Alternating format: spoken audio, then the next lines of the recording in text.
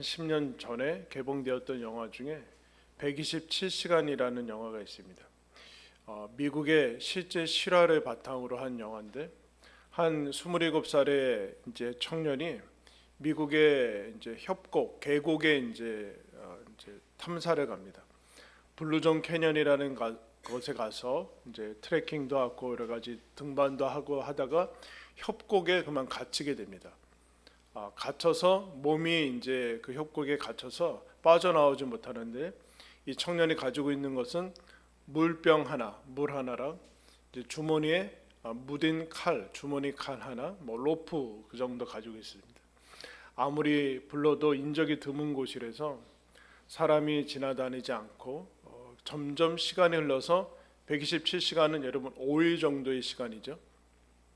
어떻게 됐을까요? 스포해요? 알려드려요? 더 이상 이제 물도 떨어지고 점점 기력이 쇠해서 이 사람이 한 가지 결단을 내립니다. 이 사람이 몸이 끼인 부분이 팔 부분이었거든요. 그래서 더 이상 어떻게 하지 못하고 팔을 절단하고 나옵니다. 겨우 몸을 빠져나와서 사람을 만나서 구조가 되는데 여러분 같으면 어떻게 하겠습니까? 팔을 절단하고 나오겠습니까? 아니면 그냥 거기서 죽겠습니까? 쉬운 일은 아니죠. 그만큼 중요한 일들이 걸려 있는 것을 봅니다. 여러분 오늘 우리가 읽은 말씀에는 대단히 심각하고 어떻게 보면 극대화된 그런 표현들이 나옵니다. 연자맷돌을 목에 걸려서 물에 빠지는 게 낫다. 너희 눈이, 손이, 발이 범죄하면 찍어서 빼버리거나 잘라버리는 게 낫다라는 예수님의 말씀이 등장하고 있습니다. 그럼 다른 사람의 말이면 그냥 무시하고 지나쳐도 되는데 예수님이 성경에 하나님의 말씀으로 기록한 것이기 때문에 이 말씀에 그냥 지나칠 수는 없습니다. 왜 이와 같은 말씀을 하셨을까라고 우리가 물어야 되는 것이죠. 이 말씀은 우리가 1절에서 살펴봤듯이 제자들의 질문하는 상황 속에서 나온 답변입니다. 제자들이 예수님을 따르면서 질문하죠. 주님, 천국에서 누가 큽니까? 라는 질문에 예수님이 자기를 낮추는 자가 천국에서 크다라는 답을 이미 하셨습니다. 그럼 제자들에게 무슨 그 반발이 있었을까요? 이미 우리는 낮습니다, 주님. 세상에서 우리는 이미 낮은데 뭘 더 낮추라는 겁니까? 그리고 주님께서도 아시다시피 세상에서 한번 낮추기 시작하면 죽을 때까지 낮춰야 됩니다. 그죠? 여러분 세상에서 낮춰서 살아가는 사람은 누가 알아줍니까? 한번 낮추면 계속 무시하고 그래서 계속 낮추면서 살아야 되고 그리고 세상에서는 우리가 가만히 있어도 우리를 끄집어 내리고 낮추려고 합니다라는 속에 반발이 있었을 거예요.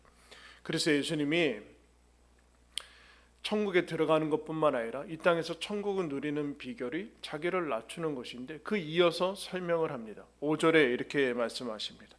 또 누구든지 내 이름으로 이런 어린아이 하나를 영접하면 곧 나를 영접할 것이다. 예수님이 어린아이 한 명을 세워서 어린아이와 같은 작은 자를 영접하는 것이 곧 예수님을 영접하는 것이나 마찬가지다라는 얘기는 그러면 예수님이 이 땅에 오셔서 죽으실 때까지 어떤 세상적인 타이틀이나 높은 지위를 가진 적이 없습니다. 하나님의 아들 성자 하나님으로 오셨는데 제자들이 바라거나 혹 우리도 바라는 그런 어떤 위대한 왕의 자리라든가 그런 것들을 세상적으로 볼 때는 거의 가지지 않고 그냥 가셨어요. 그러니까 이 땅을 작은 자로 낮은 자로 그냥 지냈습니다. 여기에 제자들이 당황하고 현대 크리스찬들도 당황하죠. 이런 얘기입니다. 예수 그리스도를 믿는 사람들, 성도, 크리스찬들은 이 땅에 작은 자로서 존재할 것이다. 낮은 자로 존재하게 될 것이다. 세상 속에 이 어린아이, 눈에 띄지 않는 어린아이와 같은 모습으로 있을 것이다.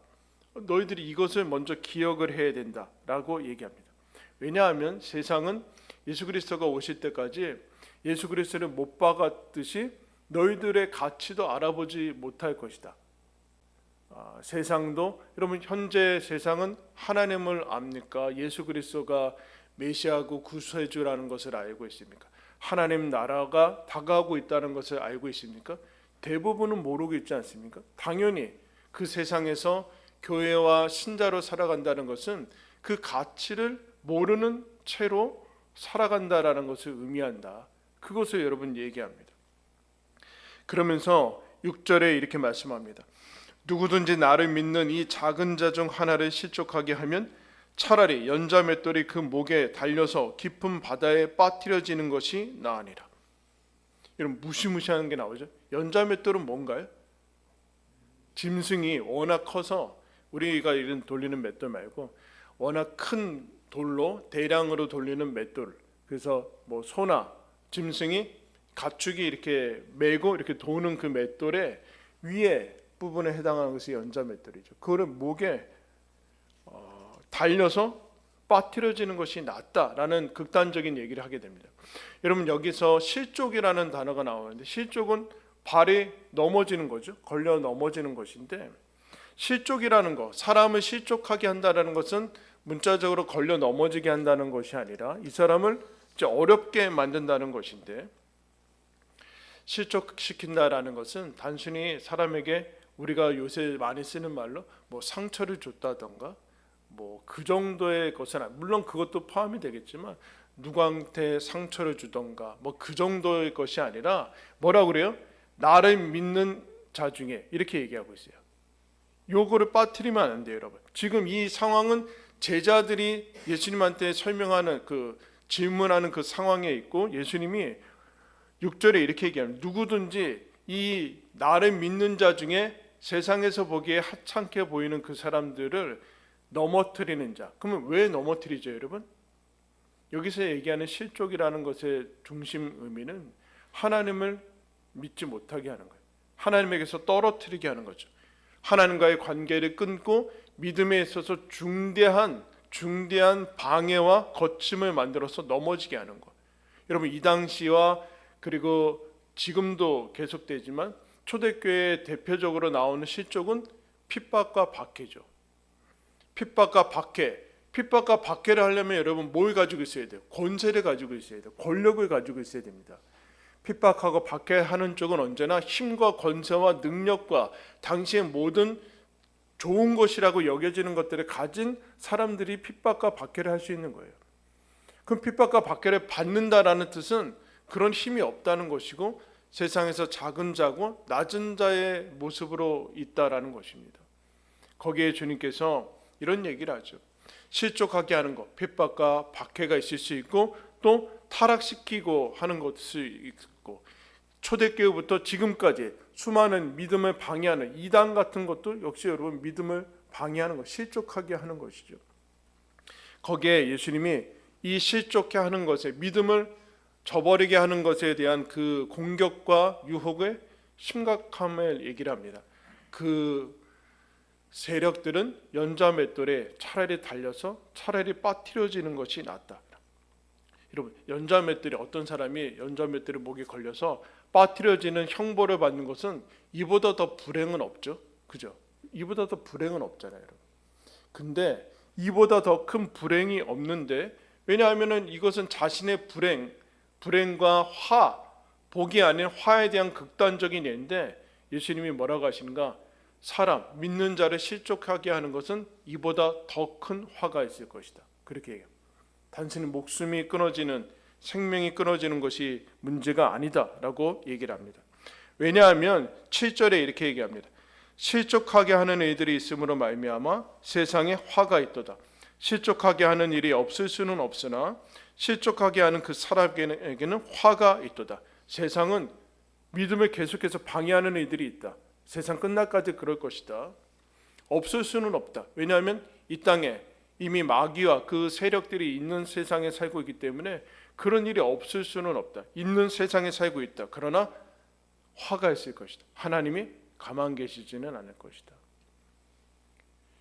이 땅에 여러 가지의 화나 그런 복이 아닌 것들이 일어나는 이유는 실족하게 하는 그 사람에게 하나님께서 화를 심판하시기 때문에 그렇다. 왜냐하면 하나님이 실족하게 하는, 하나님의 작은 자들을, 하나님 믿는 사람들을 실족하게 하는 것에 절대로 눈 감고 계시지 않다라는. 여러분, 우리는 이 말씀을 내가 누구한테 상처 주거나 뭐 이렇게 하면은 그러지 말라 정도의 것을 알아듣는데, 그렇지 않고 이 얘기는 작은 자로 존재하는 크리스찬이 이 땅에서 하나님의 자녀로 정당하게 평가받지 않은 그 세상에서 하나님이 무엇을 하고 계시는가를 얘기하는 겁니다. 그래서 로마서 12장 19절에 이렇게 말씀합니다. 내 사랑하는 자들아, 너희가 친히 원수를 갚지 말고 하나님의 진노하심에 맡기라. 기록되었으되 원수 갚는 것이 내게 있으니 내가 갚으리라 주께서 말씀하신다. 자기 자신으로 자기가 망하는 것으로 끝내지 않고, 마귀는 이미 심판이 결정이 됐어요, 여러분. 자기와 자기 세력들이 망하는 것으로 끝나지 않고 수많은 사람들까지 망하게 하는, 여러분, 모든 이단들은 믿는 사람들만 공격하죠. 불신자들 전도 안 해요. 문패, 교패 붙어 있는 데만 여러분 가서 이제 얘기를 합니다. 거기서 하나님께서 뭘 하시는가 가만히 계시지 않는다. 내가 그들을 심판할 것이고 지금도 화가 임하는 이유는 그것 때문에 있다. 그러므로 낮은 자가 작은 자로 성도로 살아가는 것에 너희들 실족하면 안 된다. 실족하게 하는 세력이 있다고 해서 너희들 또한 실족하게 하면 안 된다. 그러면서 그 다음으로 넘어가죠, 여러분. 그 다음에 우리 8절 한번 다 같이 읽을까요? 시작. 만에 내 손이나 내 발이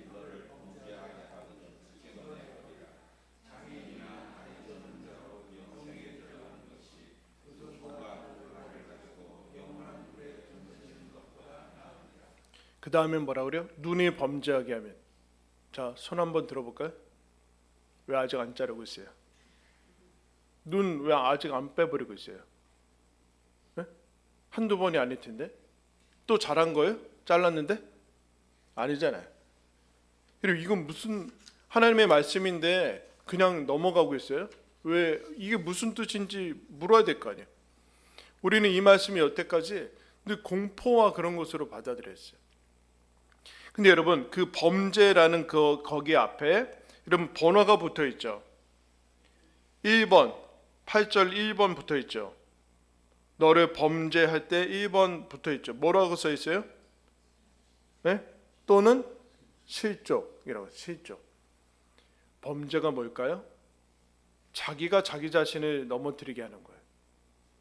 아까는 남한테 믿는 사람들 아닌 세력들이 뭐 믿는 사람일 수도 있고 남을 넘어뜨리는 건데, 범죄란 자기가 걸려 넘어지는 거예요. 자기 자신을 넘어뜨리게 하는 것이 이제 실족인데, 그것을 죄라고 표현했어요. 죄는 여러분 윤리 도덕적인 용어가 아니에요. 왜요? 윤리 도덕은 시대에 따라서 바뀌거든요. 이전 시대 때 죄가 됐던 것이 지금은 죄가 아니에요. 실정법에 의지해서 우리는 하나님과의 관계를 유지하지 않습니다. 죄란 신학적인 용어예요. 즉 하나님과의 관계에서 나오는 게 죄라는 용어인데, 그 죄는 뭐라고 그래요? 자기 자신을 실족시키게 되는 거예요. 그래서 뭐라고 합니까? 너희 손발이 범죄하면 찍어서 내버리라. 차라리 그 손발이 없는 채로 가야지 영생에 들어갈 수 있다. 근데 손발을 그대로 유지하려고 죄를 계속 가지고 있으면 영원한 불에 들어간다. 9절은 여러분 지옥불에 들어갈 것이다. 그렇게 얘기했습니다. 이거 상징적으로 여러분 받아들이면 안 돼. 이미 마태복음 5장에서 이미 예수님이 이걸 설명했어요. 봐라, 어느 쪽이 너희들 낫냐? 멀쩡하게 지옥을 갈 것이냐, 아니면 어떤 것들을 내 범죄하고 실족하게 하는 것들을 제거하면서 하나님 나라에 갈 것이냐. 물을 필요가 없는 것이죠. 답이 이미 정해져 있잖아요. 아까 그 사람처럼 자르고 생명 가지고 나와야 된다는. 마태복음 16장에 이렇게 얘기합니다. 사람이 만일 온 천하를 얻고도 제 목숨을 잃으면 무엇이 유익하리요? 그렇죠, 여러분. 온 천하를 얻었는데 마지막에 사망으로 끝나고 영원한 불로 들어가면 이때까지 인생이 무슨 의미가 있느냐. 여러분, 인생을 신자의 특권이 뭡니까? 넓게 볼 수 있잖아요. 태어나서 우리는 죽을 거예요. 이 땅을 떠날 거예요. 그리고 하나님을 만날 겁니다. 근데 그 과정 가운데에서 일어나는 일들도 이 전체적인 틀을 가지고 봐야지 자꾸 그 안에 것만 봐서 어떻게 하겠다는 겁니까? 이게 하나님 나라에 가서 계속 갈 수 있을 것인가 안 갈 수 있을 것인가, 불법으로 얻은 것인가 세상적인 것인가에 물음을 가지고 있어야 된다. 주님께서 뭐라고 합니까? 내버려라. 끝내야 된다. 잘라내야 된다. 범죄를 잘라내야 된다. 생명을 택해야 된다. 무슨 뜻일까요? 어떤 것도 양보해서는 안 된다. 타협해서는 안 된다. 생명은 타협할 수 없고 양보될 수 없다. 양보될 수 없다. 그 얘기를 여러분 하는 거예요. 그래서 어떤 대가와 희생을 치르더라도 범죄와 타협을 해서는 안 된다. 여러분, 팔을 잘랐어요? 예를 드신 거죠. 문자적인 거 아니에요. 진짜로 눈을 뽑으라는 얘기가 아닙니다. 그러면 여러분, 팔을 자르고 눈을 뽑았어요 만약에. 그러면 어떨까요? 얼마나 불편해요. 이 얼마나 여러분 살기가 힘들어요. 그런데 범죄는 지옥의 길이다. 그렇게 얘기하고 있어요. 어떤 불편이 있을지라도 그것을 잘라내야 되는 것이 가지고 있어요. 유지하려고 하는 오류를 범하면 안 된다. 죄가 들어올 때 대가를 치르면서 어떤 것을 희생하더라도 그 길로 걸어가면 안 된다라는 얘기를. 그러면 여러분, 예수님이 왜 이와 같은 엄청난 비유를 드셨을까요? 실제적인 것, 자르라는 얘기도 아니고 실제로 눈을 뽑으라는 얘기도 아닌데 왜 이런 얘기를 하시는 걸까요? 이런 얘기죠. 나는 너희들, 믿는 자들에게 지금 나는 너희들을 죄에 양보할 생각이 없다. 나는 너희들을 죄의 지옥에 보낼 생각이 없다. 그 얘기를 하는 거예요, 여러분. 이사야 42장이 이렇게 얘기합니다. 나는 여호와이니 이는 내 이름이라. 나는 내 영광을 다른 자에게, 내 찬송을 우상에게 주지 아니할 것이다.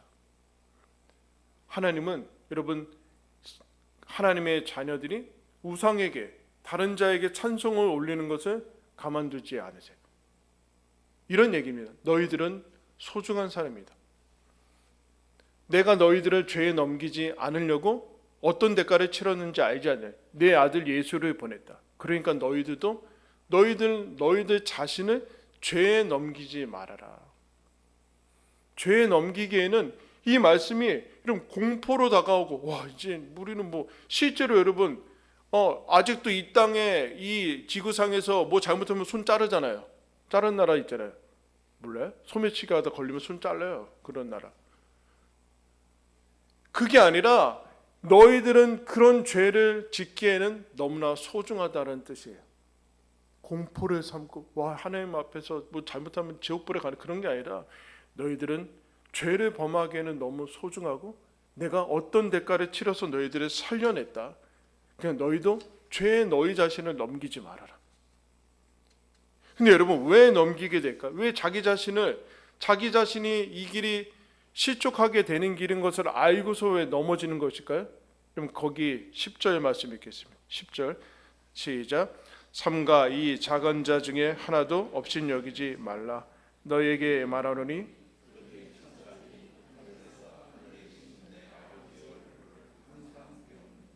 여러분, 세상이 신자들을 무시해요. 제자들이라고 여러분 신경도 쓰지 않습니다. 바로 예수님 부활하신 거 제자들이 봤는데도 그 예수님 죽이는 세력들이 야고보 죽이고 다 죽여요. 세상이 우리를 없인 여기죠. 무시하는 것뿐만 아니라 학대하고 폭력과 무시와 여러분 살인을 합니다. 근데 여러분, 실족해하는 길의 최고가 뭐예요? 없인 여기는 거예요. 사람으로 보지 않는 것이죠. 무가치하게 봐서 바로 죽이는. 생명으로 보지 않으면 그렇게 됩니다. 우리를 무가치하게, 우리를 그렇게 만들어서 확대하고 막 대해서 세상이 우리들한테 뭘 요구하는가? 우리가 스스로 무가치하다고 믿게 만들려고 하는 거예요. 너희들 봐라. 내가 너희들 동료들 죽일 거거든. 근데 신이 있으면 나와봐라. 안 나오거든. 죽어요. 스스로 무가치하고 스스로 믿음이 무용하고 무능력하고, 그래서 스스로 없인 여게끔 만들면 어떻게 됩니까? 죄에 자신을 맡기게 되죠. 믿음이 무슨 의미가 있냐? 그냥 자폭하는 거예요. 그냥 대대로 되는 대로 사는 거예요. 세상 사람들과 똑같이 사는 거예요. 스스로 업신여게끔 만드는 거, 그리고 남도 업신여게끔 하는 거라는 것이 죄의 문이죠. 죄의 문. 근데 여러분 뭐라고 그래요? 주님께서 이 작은 자 중 하나, 이 신자 얘기하는 거거든요. 신자, 크리스찬, 여태 여러분 세상이 아무리 바뀌어도 세상에서는 신자라고 대우하지 않습니다, 여러분.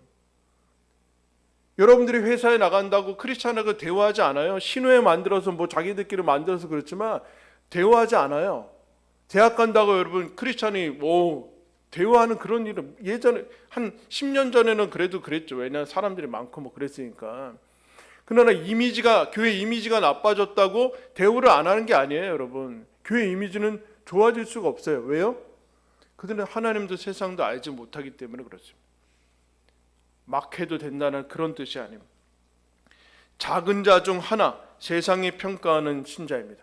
하찮고 보잘것없고 무능력해 보이고 초라하고 한심하고, 여러분 스스로도 그렇지 않습니까?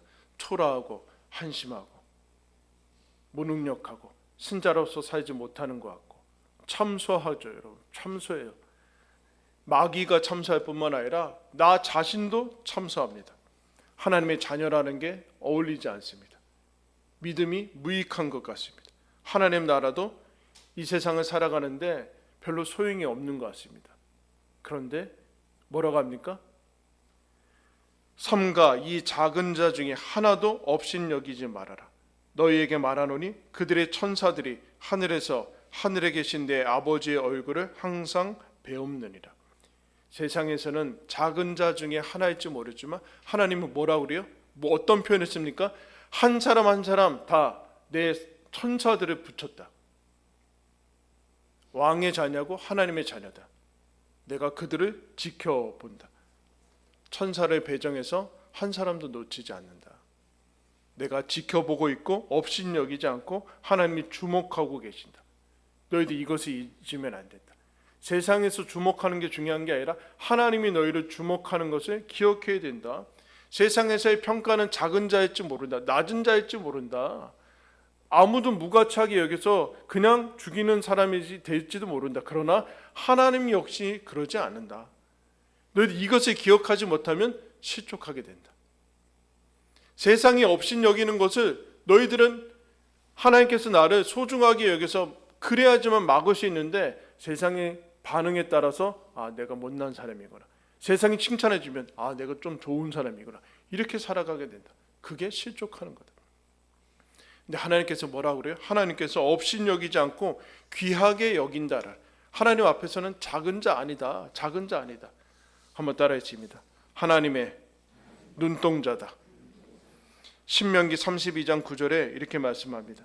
여호와의 분깃은 자기 백성이라. 야곱은 그가 택하신 기업이르다. 여호와께서 그를 황무지에서 짐승이 부르짖은 광야에서 만나시고 호위하시고 보호하시며 자기의 눈동자같이 지키셨도다. 이스라엘 백성을 하나님이 보호하시고 그 황무지에서 하나님의 눈동자같이 지키셨대요. 여러분 눈동자가 어디 있어요? 흔히 그렇게 얘기하죠. 인간의 건강이 몸이 10이면 눈이 9다. 그 정도로 중요하다는 거죠. 눈이 9면 여러분 그 안에 있는 눈동자는 9.9죠. 하나님께서 뭐라고 얘기합니까? 가장 소중하게 여기고 있다. 근데 그게 이스라엘이고 그게 크리스찬이라고 얘기하고 있어요. 스가랴서에는 이렇게까지 얘기합니다. 너는 너희를 노력한 여러 나라로 보내셨나니 너희를 범하는 자는 그의 눈동자를 범하는 것이라. 하나님 믿는 사람을 건드리는 것은 하나님의 눈동자를 범하는 것이다. 여러분 오늘의 본문이 풀리십니까? 우리는 이 본문을 그동안 심각하고 공포와 무섭고 지옥불에 가고 연자매 때를 누군가의 시험 들게 하면 그냥 무서워하는 그런 본문으로 받아들이는 그게 아니라 하나님이 내가 너희들을 그렇게 지키. 너희들은 내 눈동자 아래서 너희를 건드린 자는 내가 가만히 두지 않는다. 그 사람은 그 세력은 차라리 연자맷돌에 빠지는 것이 나을 것이다. 그러나 지금은 작은 자로 존재할 것이다. 그러나 하나님은 작은 자로 보지 않는다. 하나님의 눈동자로 볼 것이다. 그러니 너희들 스스로 업신여겨서 죄의 너희들의 인생을 넘기지 말아라. 어떤 대가를 치르고 희생을 하더라도 너희들 구한 하나님의 대접과 편드심과 붙드시는 것을 기억해야 된다. 하나님이 너희들의 모든 원수를 갚아줄 것이다. 나중에 눈물을 닦아줄 것이다. 그리고 세상이 너희들을 어떤 대접한다고 해서 그걸 하나님의 대접이라고 여기지 말아라. 하나님이 너희들을 사랑하고 너희들의 눈동자같이 지키시고 보호하시고 인도하신다 라는 것이 여러분 복음이며 하나님께서 오늘 우리에게 주시는 말씀의 여러분 메시지입니다. 내가 하나님의 소중한 사람이고 사랑받는 사람이구나 라는 것을 믿는 게 믿음이고, 그럼 그것이 정말로 믿어질 때 그게 성령 세례입니다. 그러면 세상이 여러분에게 하는 그 모든 공격을 해서 여러분들은 자유하게 될 것이에요. 여러분, 이와 같은 특권으로 저와 여러분의 부름을 받았습니다. 여러분, 내가 하나님의 소중하게 여기는 눈동자같이 지키시는 하나님의 사람인 것을 기억하며 그 사랑에 힘입어 살아가시기를 예수님의 이름으로 축원합니다. 기도하겠습니다. 하나님